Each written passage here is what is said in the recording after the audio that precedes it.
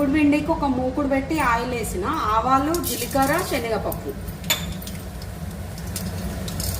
పచ్చిమిర్చి, ఎండుమిర్చి, ఆనియన్, ఎల్లిపాయ, కరివేపాకు. ఇప్పుడు ఇవి గోలినాయి. నేను పుల్లటి చల్ల పోస్తున్నా, మీరు వాటర్ అయినా పోసుకోవచ్చు. ఒకటికి ఒకటి పోయాలి. ఒకటి బియ్యం పిండి, ఒకటి వాటర్ అన్న పోసుకోవచ్చు, చల్లన్న పోసుకోవచ్చు. ఇప్పుడు సాల్ట్ మరుగుతుంది, కొత్తిమీర వేస్తున్నా. అందులో బియ్యం పిండి పోసి కలుపుకోవాలి.